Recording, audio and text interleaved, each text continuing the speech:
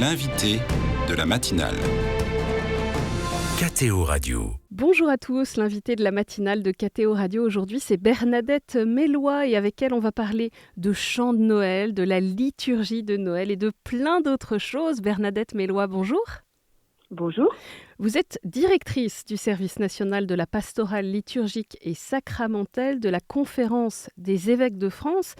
Dans quelques jours, dans quelques heures presque, Bernadette Mélois, nous allons fêter Noël après ce temps de préparation qu'on appelle l'Avent, ce temps durant lequel on se prépare à une venue, à un avènement. De manière générale, pour commencer, quelles sont les caractéristiques de la liturgie dans les jours qui précèdent Noël ? Alors, une caractéristique que nous avons depuis quelques jours, puisque nous sommes tout proches de Noël, c'est ce que nous appelons dans la liturgie et dans l'office les grandes antiennes O. Alors, qu'est-ce que c'est que ces grandes antiennes ? Ce sont des antiennes qui commencent toutes par O, une exclamation qui introduit un des titres du Messie dans, je dirais, la plus pure synthèse du messianisme dans l'Ancien Testament. Ô sagesse, ô chef de ton peuple, ô racine de Jessé, ô clé de David, ô soleil levant, ô roi de l'univers.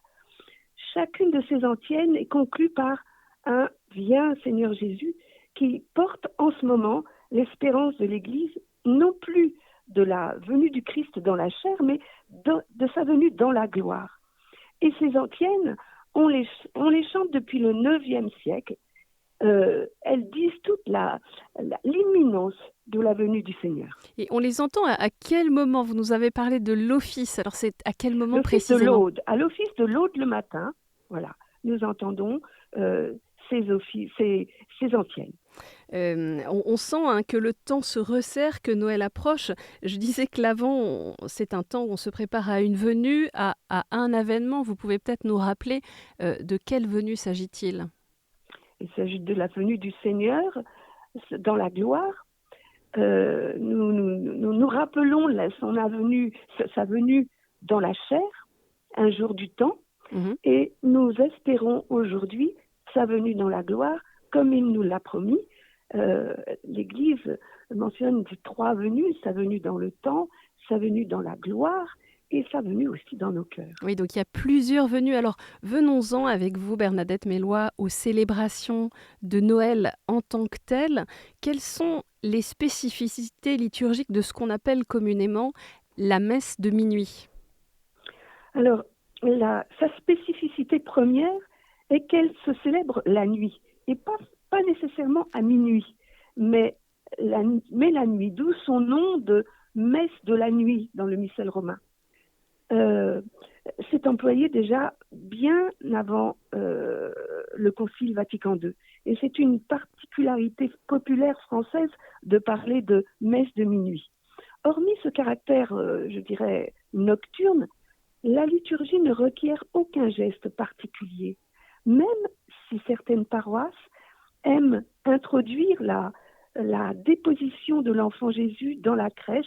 Oui, c'est ce que j'allais dire. On a en tête pendant la messe de la nuit cette démarche d'apporter l'enfant Jésus dans la crèche. Oui. Après la proclamation de l'Évangile, c'est un rite magnifique, mais ce n'est pas prescrit par la liturgie. On a pris, c'est une habitude, c'est un rite très beau qu'on a pris l'habitude d'avoir dans certaines paroisses. Et puis il y a aussi le grand retour du Gloria. Alors évidemment, le grand retour du Gloria, dont nous nous sommes privés depuis le début de l'Avent, et qui est vraiment le chant de tous les chants que nous allons chanter la nuit de Noël. C'est celui qui est emblématique de la nativité de Noël. C'est d'ailleurs pas un chant, c'est une hymne, et c'est l'hymne la plus ancienne de l'Église, puisqu'il date du IIe siècle. Et le 25 décembre, plusieurs messes différentes sont proposées avec des textes, des évangiles différents. Je ne sais pas d'ailleurs si tous ceux qui nous suivent le savaient. Pourquoi ces différentes messes ? Alors, nous sommes héritiers du rite romain et de ses particularités liées à la papauté. Entre le 5e et le 7e siècle, l'habitude de célébrer la messe dans différentes églises de Rome, la nuit à Sainte-Marie-Majeure, comme on le faisait à Bethléem, à l'aurore, dans la basilique de l'Anastasie, ils célébraient dans le rite byzantin, dans la matinée à Saint-Pierre pour la messe solennelle. Et puis à ces 3 messes s'ajoutait une messe de vigile au soir du 24 décembre, d'où nos 4 formulaires de messe, voilà, qui déploient de manière assez ramassée tout le mystère de Noël. Vous dites que ça déploie tout le mystère de Noël, mais c'est entre À autres travers parce les que... textes. Exactement. À travers les textes. Parce Oui, que oui. lors de la messe du jour, du 25 décembre, on peut être étonné de ne pas entendre l'évangile de la Nativité. Exactement. Mais nous entendons un autre évangile qui nous rappelle la joie, que nous sommes dans la Nativité, que nous sommes rentrés dans la Nativité. Avec cet évangile de Jean. Et durant ces messes, Bernadette Mélois, on retrouve des chants qui font bien sûr partie même du patrimoine culturel de la société. Je pense notamment à Douce Nuit ou encore Il est né le divin enfant qui rythme les offices. Comment Oui. expliquer cet attrait, cette richesse des chants de Noël ? Alors, c'est vrai qu'ils sont je dirais un socle de la mémoire croyante.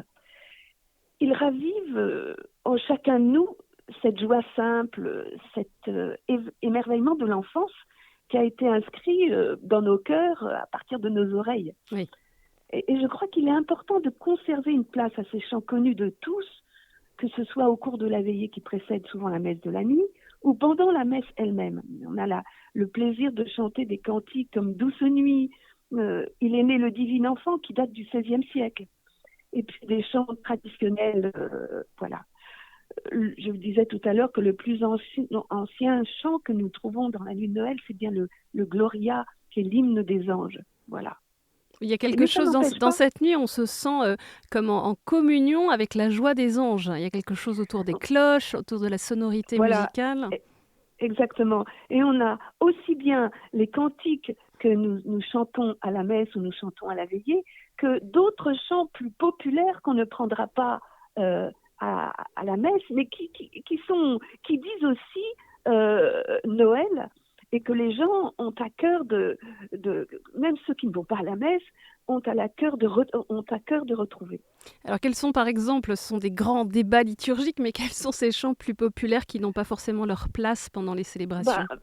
Petit Papa Noël, Jingle Bell, voilà, bon, là, c'est facile. Ces chants-là que nous entendons dans les magasins et qui disent, tiens, c'est le temps de Noël, il se passe quelque chose. Et alors vous, Bernadette Mélois, à titre plus personnel, quel est votre chant préféré ? Quel est le chant qui, pour vous, plus personnellement, accompagne cette joie, cette annonce de la Nativité ? Il y en a plusieurs, parce que je suis comme tout le monde. J'ai baigné dedans petite, dans Douce Nuit, Les anges dans nos campagnes. J'aime bien les retrouver. J'aime bien, quand j'étais en paroisse, responsable du chant et de la liturgie, j'aimais bien les mettre dans le répertoire, parce que ça dit cette atmosphère, et c'est en même temps, ça accueille aussi les gens qui viennent à la messe une fois l'an à Noël, et ils retrouvent quelque chose de leur enfance, et ça les met aussi dans une disposition d'accueillir la grâce qui est donnée à Noël. C'est un des enjeux, hein, vous l'avez dit, c'est pour tous ceux qui viennent participer aux célébrations de Noël, c'est justement d'être participants et pas spectateurs, et le choix de ces chants traditionnels fait partie des ingrédients essentiels pour les liturgies de Noël. Oui, je pense que c'est une aide aussi à la rencontre, à notre rencontre avec l'enfant qui vient à Noël pour nous sauver, quoi. Et je crois qu'on en a bien besoin. Bernadette Mélois, continuons un peu d'approfondir ce mystère de Noël qui approche, on est tout proche. Noël est une des plus grandes fêtes de l'année avec Pâques, et certainement que dans notre société, c'est la plus populaire. Et on peut dire que les deux fêtes sont intimement liées, puisqu'en célébrant le mystère de l'incarnation, en cette fête de Noël, on se tourne naturellement vers la venue du Fils de Dieu comme sauveur de tous les hommes. Quel lien peut-on faire entre justement Noël et Pâques? Et oui, on dit Noël et Pâques, mais je dirais plus volontiers Pâques et Noël. J'inverse les termes Pourquoi parce que inversez-vous justement, oui. je vais vous le dire, j'inverse les termes parce que justement, c'est le mystère du salut, le mystère de Pâques qui donne sens à Noël. Noël est en vue, c'est déjà le salut qui rentre, voilà, dans l'humanité. La liturgie ne célèbre en fait qu'un seul mystère, le mystère pascal. Et Noël a d'abord été célébré comme une simple mémoire de la naissance de Jésus. Et c'est Saint Léon qui a donné ses lettres de noblesse à la fête de Noël, parce que Noël contient en germe, dans l'enfant nouveau-né, le mystère de Pâques. Noël nous prépare à mieux comprendre l'abaissement du Fils de Dieu, qui descendra plus bas encore, puisqu'il ira jusqu'à descendre dans la mort et le tombeau. Et d'ailleurs, nous avons dans ce temps de Noël la Saint-Étienne et puis la fête des Saints Innocents qui nous rappellent le mystère pascal et qui nous rappellent déjà est inscrite la passion dans la naissance de cet enfant. Il faut savoir comme, d'une certaine manière, dépasser l'image du beau bébé joufflu pour accueillir le mystère de Pâques, de la mort et de la résurrection du Sauveur. En fait, il faut accueillir ce mystère-là dans cet enfant qui vient comme sauveur. Le mystère, comme je disais tout à l'heure, le mystère pascal est déjà inscrit dans cet enfant qui vient sauver le monde. Voilà. Le temps de Noël, on le sait tous, Bernadette Mélois, c'est aussi souvent un temps en famille où les préparatifs matériels prennent de la place, qu'il s'agisse de la logistique des repas ou des échanges des cadeaux. Comment vivre les célébrations en étant dans la bonne disposition, le bon état d'esprit? Est-ce que vous avez un conseil à nous donner? Sans doute, je crois, en gardant au cœur ce que nous célébrons. La venue d'un enfant pauvre parmi les pauvres. Et je crois qu'il est possible de faire de chaque geste que nous faisons dans ce temps que nous vivons en ce moment, chaque démarche, chaque course que nous faisons pour préparer les cadeaux, une invitation, c'est-à-dire le lieu d'une rencontre avec le Christ. Il s'agit même si parfois c'est difficile de rentrer, quand on fait les courses, il y a la cohue, tout ça, peut-être un instant en soi-même, rentrer en soi-même, d'y contempler à travers tout ce qui se vit là, le visage de ce nouveau-né qui vient bientôt et dont on va fêter la venue dans ce monde et dont le monde qui nous entoure a vraiment besoin. Et c'est pour lui et grâce à lui que nous faisons la fête. Et Marie aussi a préparé la venue de son enfant. Et on peut lui demander de faire toutes choses comme elle, sans affairement, mais avec simplicité et avec beaucoup d'amour. Et on a d'ailleurs toute une octave, plusieurs jours pour fêter Noël avec cette grâce effective chaque jour. Et oui, l'octave de Noël, c'est pas tout à fait comme l'octave de Pâques, qui est une permanence du jour de Pâques étendue sur 8 jours. Pendant 8 jours, on dit que c'est Pâques. L'octave de Noël, c'est un peu différent. L'octave de Noël s'est formée au cours du temps avec d'abord la fête de la maternité de Marie qu'on célébrait le lendemain de Noël. Et les jours suivant Noël étaient dédiés, comme aujourd'hui, à Saint-Étienne, en l'honneur des diacres, à Saint-Jean, en l'honneur des prêtres, et aux Saints Innocents, en l'honneur des jeunes clercs.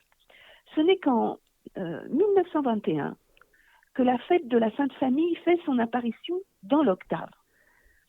Et puis, Marie, Mère de Dieu, la fête de Marie, Mère de Dieu, c'est une solennité même, ayant pris place au terme de l'octave, eh bien, il s'agit d'un temps de fête marqué par la tonalité de Noël pour tous ces jours. Voilà. Le martyre de Saint-Étienne, les saints innocents, donnent d'ailleurs, je le disais tout à l'heure, un caractère un petit peu plus sombre qui laisse entrevoir dans la joie de Noël le mystère de Pâques. Merci beaucoup Bernadette Mélois d'avoir été l'invitée de la matinale sur KTO Radio et de nous avoir permis d'explorer la beauté de la liturgie de Noël. Je rappelle que vous êtes directrice du service national de la pastorale liturgique et sacramentelle de la Conférence des évêques de France. Bonne journée et joyeux Noël en avance Bernadette. Joyeux Noël Honorine. Merci Merci beaucoup.